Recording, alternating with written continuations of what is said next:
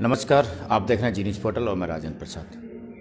आज इस विद्यालय के अंदर यानी कि आवासीय विद्यालय के यहाँ हम आए हुए हैं। तो यहाँ हमें मिले हैं वजीरपुर के सरपंच मुकेश कुमार बैरवा, जो 3 बार सरपंच बन चुके हैं और इन 3 बारों में सरपंच वो बने हैं। पहले जो कार्यकाल रहा कैसा रहा, लेकिन अब की बार जो कार्यकाल रहा कहीं न कहीं चुभता हुआ ये नज़र आ रहा है। क्यों चुभता हुआ नज़र आ रहा है? क्योंकि कोरोना संक्रमण था। इस कोरोना संक्रमण में जिन सरपंचों ने भी कुछ करने की सोची, कहीं न कहीं इस संक्रमण ने इनको करने नहीं दिया और ना ऊपर से कोई बजट मिला, ऐसी जानकारी हमें मिल रही है। लेकिन हम पूरी बात करेंगे कि क्या इनका मकसद था, क्या मकसद रहा है और आने वाले समय में, क्योंकि अभी भी वर्तमान की हम बात करें तो लगभग इनको 2 साल सरपंच करते हुए हो गए। इन 2 सालों में इन्होंने क्या कुछ कहा, कितना बड़ा इनका जो ग्राम पंचायत, कितनी बड़ी ग्राम पंचायत है और उस ग्राम पंचायत में ये किस प्रकार के जो कार्य है उसको देख रहे हैं। और जनप्रतिनिधियों के होने के नाते जो इनकी जो क्षेत्र की जनता है उसकी क्या मांग है, उसकी मांग पर खरे उतर रहे हैं कि नहीं उतर रहे। हालांकि हम ग्राउंड रिपोर्ट कभी उठाएंगे जब हमको मौका मिलेगा, लेकिन आज हम सरपंच साहब हमें मिले हैं तो इनसे बात जरूर करेंगे। सरपंच साहब, सबसे पहले जी न्यूज़ पोर्टल पर आपका बहुत बहुत स्वागत है। और मेरी इच्छा भी थी कि मैं आपका इंटरव्यू लूँ, क्योंकि आपके जो क्षेत्र की जो जनता है, कई बार मुझे उन्होंने फ़ोन भी किया है, चाहे वो नाली की सफाई को लेके हो। हालांकि उन्होंने ये नहीं कहा कि सरपंच साहब की कमी, उन्होंने कहा कहीं न कहीं दबंग लोगों में अतिक्रमण कर रखा है और उनका जो पानी है वो नहीं निकलने दे रहे, ऐसी सूचना हमारे पास आई थी।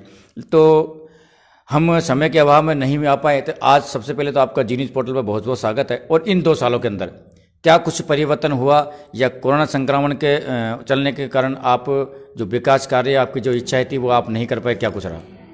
सबसे पहले तो मैं जी न्यूज़ पोर्टल के सभी दर्शकों को मैं ये बहुत बहुत आभार आपका व्यक्त करना चाहूँगा आपकी, आपने मुझे आज यहाँ उपस्थित देख करके आप मेरा इंटरव्यू ले रहे हैं। जो आप बात बता रहे हैं ग्राम पंचायत की, मैं लगातार 3 बार सामान्य सीट से ग्राम पंचायत वजीरपुर, एक बहुत बड़ी पंचायत है, वहाँ का मैं प्रतिनिधित्व कर रहा हूँ। अभी मैं लगातार 3री बार सरपंच बना हूँ।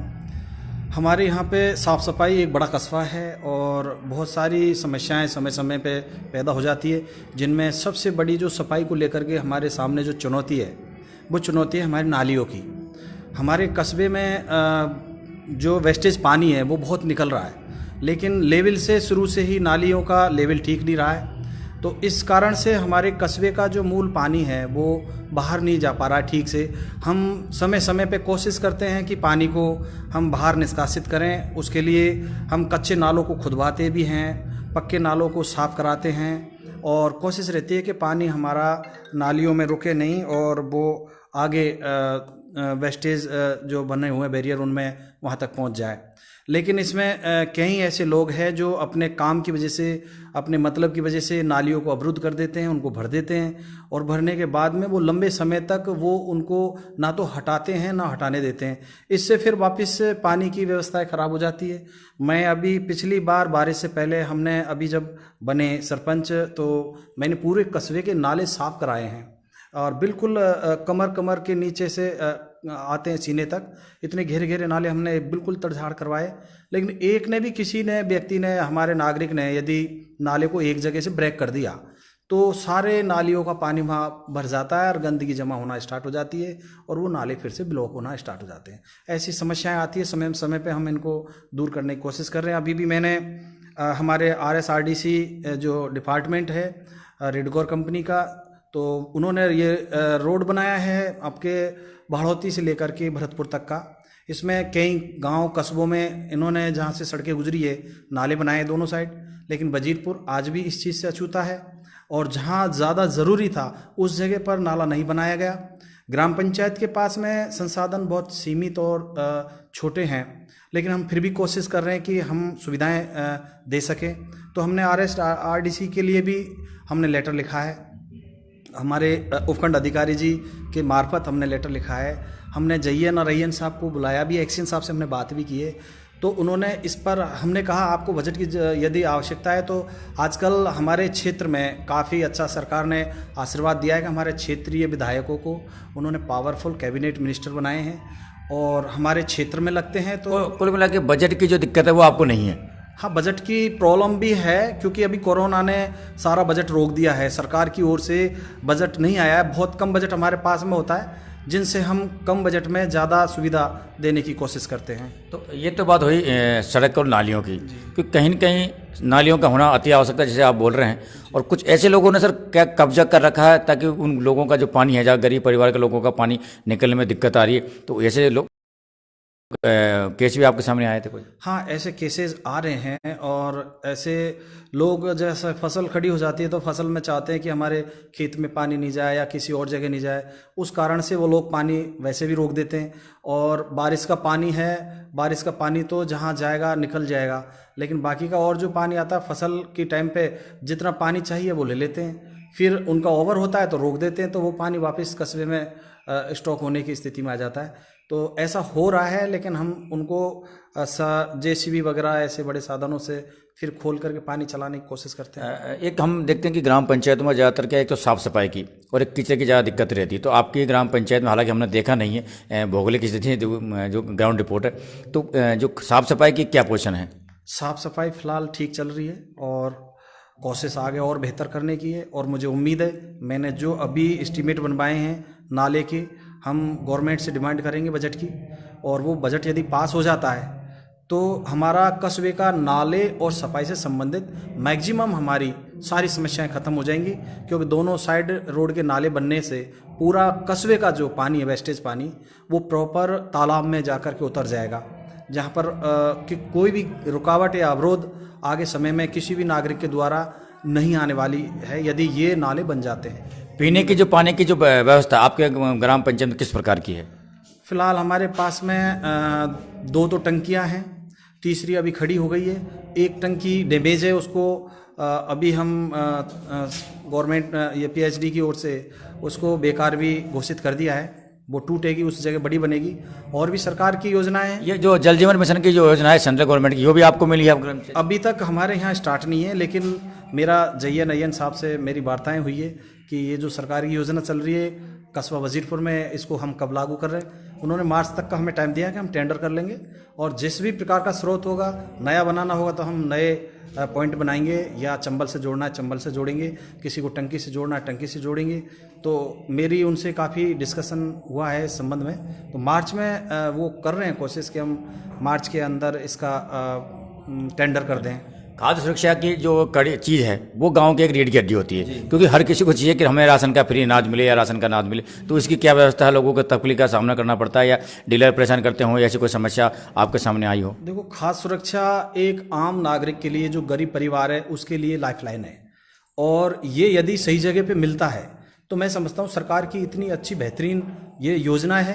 प्रॉपर यदि व्यक्ति को, आवश्यक आदमी को, गरीब आदमी को, ज़रूरतमंद को यदि इस योजना का लाभ मिलता है तो मैं जानता हूं कि पूरे राजस्थान में ही नहीं, शायद पूरे इंडिया में कभी कोई भी परिवार भूखा नहीं सोए।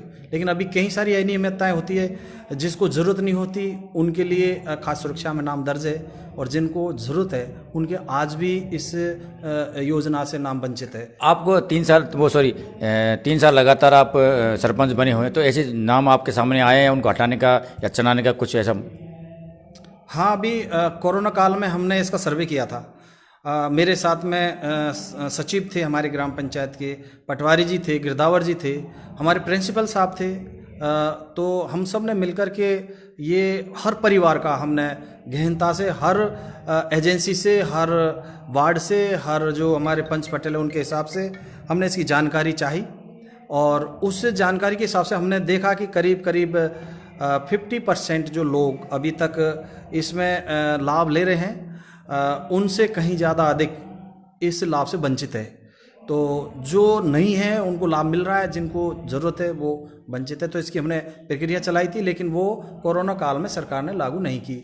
अभी उम्मीद हुई है, अभी कुछ दिन पहले कलेक्टर साहब ने मीटिंग ली है कि जो ज़रूरतमंद नहीं है उनको हटाया जाए, बाकी की उनकी स्थान पर जिनकी आवश्यकता है, जिनकी ज़रूरत है, गरीब लोग हैं जिनको इस योजना का लाभ मिलना चाहिए, उनके नाम जोड़े जाए। तो अभी देखते हैं, अभी तक तो ऐसा कोई हमारे पास में ऑर्डर नहीं आया, लेकिन अभी उम्मीद है जल्दी ही हम लोगों को लाभ दे पाएंगे। पेंशन योजना की हम बात करें तो आपकी ग्राम पंचायत में पेंशन योजना, चाहे वो वृद्धावस्था पेंशन हो, चाहे विकलांग पेंशन हो, चाहे विधवा पेंशन हो, तो इसके बारे में क्या कहें?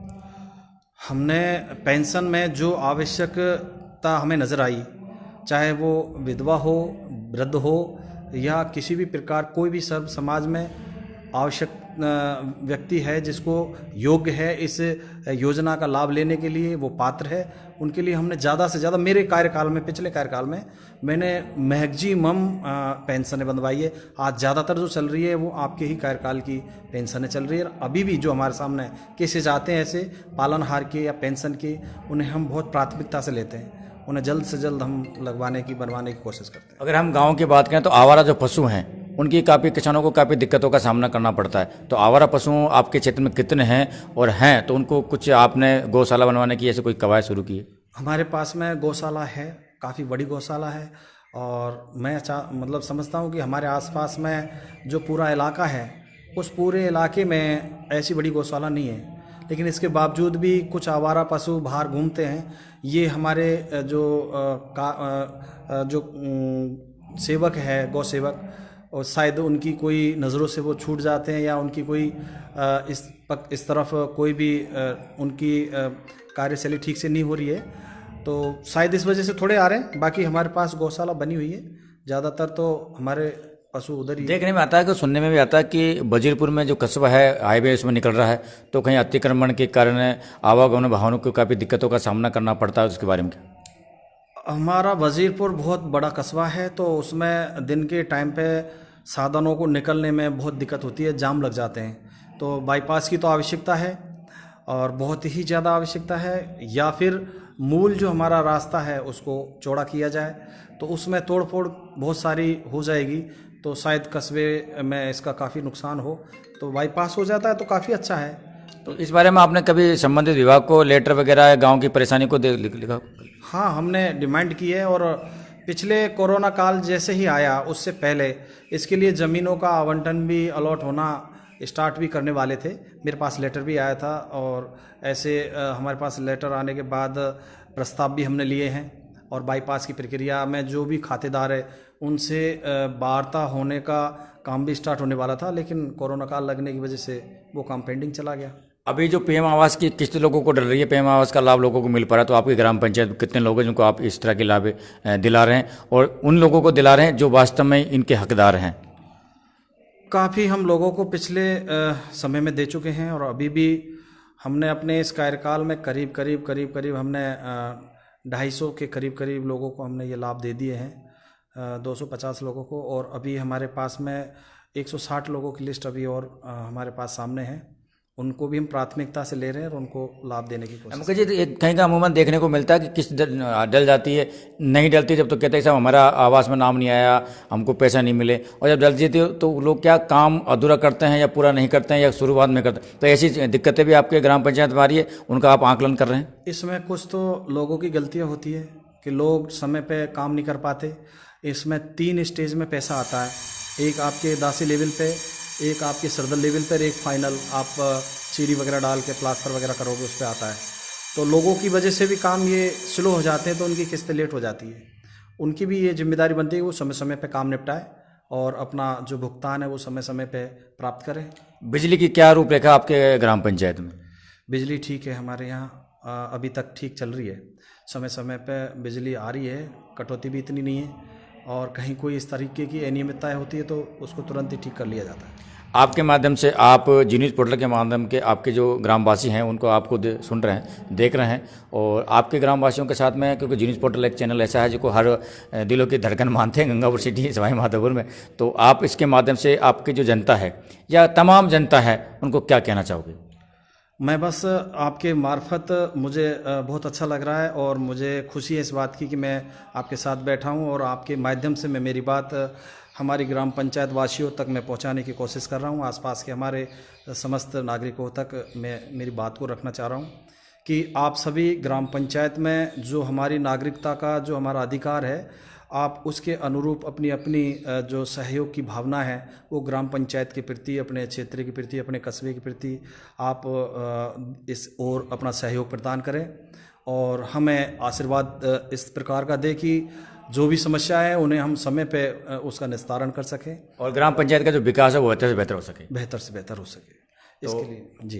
तो ये थे मुकेश कुमार जी, जिन्होंने वजीरपुर की कमान अपने हाथों में संभाल रखी है, और इनका कहना है कि कहीं न कहीं लोगों का भी उतना ही सहयोग रहना चाहिए जितना कि मेरा सहयोग है, और लोग अगर सहयोग करते रहेंगे तो कहीं न कहीं वजीरपुर ग्राम पंचायत में बेहतर से बेहतर कार्य होते रहेंगे। अब रही बात सवालों की, तो हम लगातार इनसे बने रहेंगे, इनको मिलते रहेंगे और आपकी जो चीज़ें हैं उन तक पहुँचाते रहेंगे। इन्होंने क्या क्या वो आप तक पहुँचाते रहेंगे।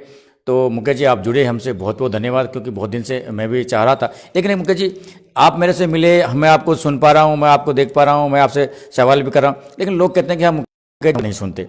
आखिर में एक सवाल मेरा कि लोग कहें कि यार मुकेश जी हमारी बात नहीं सुनते हैं या हमारी समस्याओं का समाधान नहीं करते। ऐसी कई सारी योजना, वो अफवाहें हमारे साथ, हमारे पास भी आई, ये अफवाह है या क्या, इसमें क्या कहना है? इसमें हमारा सरकारी जो सिस्टम है कहीं ना कहीं वो कानूनों से बंधा होने की वजह से मान लीजिए, या किसी न किसी उनमें उनके कार्य में रुकावट आने की वजह से कोई काम में शिथिलता आ सकती है।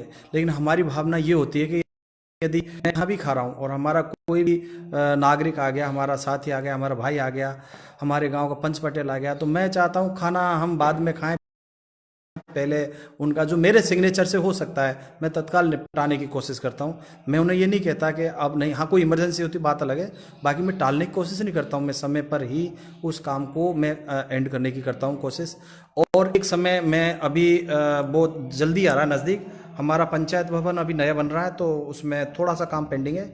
वो कंप्लीट होते ही मैं वहाँ एक बैठक करूँगा और उसमें मैं आपको आमंत्रित करूँगा। जो मेरी योजना है, मेरी प्लान है, जैसा मैंने चुनाव से पहले सोचा है, मैंने लोगों के बीच में बात भी की है, मैं उसको साकार करना चाहता हूँ। और मैं उस समय चाहूँगा कि हमारा गांव का नागरिक, हमारा सभी जो हमारे भाई है, युवा है, वो उस काम में हमारा कंधे से कंधा मिलाकर के साथ दें। आप इसके साक्षी बनेंगे और आप भी, हम आपसे भी समय समय पर इस काम के लिए आपसे भी हम मदद मांग रहेंगे। और मुझे उम्मीद है कि आपकी बात जनता ज़्यादा अच्छे से सुनती भी है, समझती भी है, और आप रखोगे तो सरकार में भी जो हमारे काम को हम लेके जाएंगे उनमें भी हमें सुविधाएं मिलेंगी। सर, हमारा काम क्या है, आपने क्या किया, हो सकता है कि आपकी जो चीज़ें आपने जो किया वो जनता तक फेस टू फेस पहुँच नहीं पाए, तो हम उनको पहुँचाने का भरपूर प्रयास करते हैं। हाँ, कहीं न कहीं आपने अगर कोई गलती की है या आपको कहीं कमी रहेगी, तो जनता अगर उस चीज़ को बताती है तो हमारे माध्यम से हो सकता है वो आप तक पहुँचे। तो हम तो आपकी चीज़ों का, सरकार क्या करती है वो जनता तक, तो हम तो एक आदान प्रदान का हिस्सा हैं। जनता को क्या चाहिए, सरकार उनको क्या दे रही है, आपने क्या किया, तो वो हम बताने का पूरा प्रयास करते हैं। तो आप जितना कुछ करोगे जनता के लिए, तो हम भी उसको दिखाने का प्रयास करेंगे, और जनता की जो मांग है वो हम आप तक पहुंचाने का भरपूर प्रयास करें। अपनी एक और बात आपके मार्फत से रखना चाहूँगा, मैं पॉलिटिकल से पहले मैं सोशल हूँ, मैं सामाजिक हूँ, और मैं सामाजिक काम ज़्यादा करता हूँ। उसी दृष्टि से हम आज इस अम्बेडकर भवन, जो अम्बेडकर विद्यालय है छाण में, जो आवासीय विद्यालय है, में हम यहाँ बैठे हैं। मैं यहाँ पहले भी कई बार आया हूँ। यहाँ की व्यवस्थाएं पहले बहुत ज़्यादा ठीक नहीं थी, लेकिन अभी जो प्रिंसिपल साहब है विभा मीना जी, मैंने इनके समय में यहाँ जो परिवर्तन देखे हैं विद्यालय में, इन्होंने काफ़ी अच्छा इसमें परिवर्तन किया है, सुधार किया है। मरम्मत से लेके, साफ़ सफाई से लेके, रख रखाव से लेके काफ़ी ऐसी सारी चीज़ें हैं। आज उन्होंने ये प्रोग्राम भी रखा है छात्राओं और अभिभावकों का, अध्यापकों का आपसी एक मिलन सम्मेलन ये रखा है। इसमें कई सारे विचार सामने भी अभी आएंगे।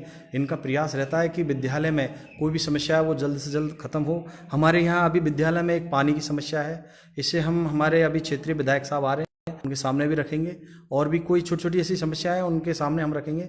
तो मैं इसके साथ साथ मैं ये इसलिए कह रहा हूँ क्योंकि हम इस प्रकार के सामाजिक जो वर्क है इनकी तरफ हमारा ध्यान रहता है। तो मैं इस आपके आज इस समय पर मैं ये भी मैडम को बहुत बहुत धन्यवाद देना चाहूँगा कि इन्होंने विद्यालय का जो मैनेजमेंट है बहुत अच्छे से चलाया है और बनाए रखा है, और उम्मीद है कि हम सहयोग करेंगे इनके लिए। एक बात मैडम से मेरी बात हुई थी, उन्होंने कहा कि सर मैं 1.5 साल से कार्यरत हूँ और 1.5 साल से मेरा मकसद था कि मैं अम्बेडकर की मूर्ति का यहाँ बना के उनका आराम कराऊँ, लेकिन कहीं ना कहीं भामाशाहों की कमी उनको दिखी, तो स्टाफ के माध्यम से ये चीज़ उन्होंने की, तो इस पर क्या कहना? स्टाफ ने जो ये सहयोग किया है ये बहुत आप स्टाफ के जो सदस्य हैं वो सभी धन्यवाद के पात्र हैं। और ये काम आज से बहुत पहले हो जाना चाहिए था। जो मैडम विभा ने ये काम किया है ये बहुत सराहनीय है, बहुत अच्छा ये काम है, क्योंकि बाबा साहब डॉक्टर भीमराव अंबेडकर भारत रत्न हैं। उन्होंने भारतीय संविधान का निर्माण किया है और उन्होंने हर वर्ग के लिए, मजदूर, महिला और आम जनता के लिए इस देश में समता, समानता, बनता, न्याय की व्यवस्था की है। तो ऐसे उनके नाम पर ही विद्यालय चल रहा है, तो उनके जैसा ही काम मैडम यहाँ अब कर रही है, तो हमें बहुत अच्छा लग रहा है। उनके लिए बहुत बहुत धन्यवाद है। और ऐसे काम में हमें सभी को सहयोग करना चाहिए। और ये बात यदि हमारे सामने पहले भी यदि रखी जाती तो हम विद्यालय का अच्छा सहयोग हम पहले भी करते, और अभी भी आगे जो समय आएगा उसमें जो भी हमसे मदद बनेगी हम आम जनता से, आम लोगों से, क्षेत्र के प्रतिनिधियों से और हमारे अधिकारी कर्मचारियों से मिलकर के हम कोशिश करेंगे कि इसमें सुविधाएं जुटाएं और इसमें सहयोग प्रदान करें। तो ये थे मुकेश कुमार बैरवा जी, वजीरपुर सरपंच। हम आपको मिलाते रहेंगे। आज हमने कहा कि आप बने रहे जी न्यूज़ पोर्टल। हम आप क्या करने वाले हैं आज हमें भी पता नहीं, और क्या होने वाला है वो हमें भी आपको भी पता नहीं, लेकिन होना बहुत कुछ है। अभी तो बहुत कुछ कहानी शुरू हुई है, बहुत कुछ बाकी है। तो आप बने रहिए जी न्यूज़ पोर्टल के साथ। जब तक के लिए नमस्कार, जय हिंद, जय भारत। हो गई।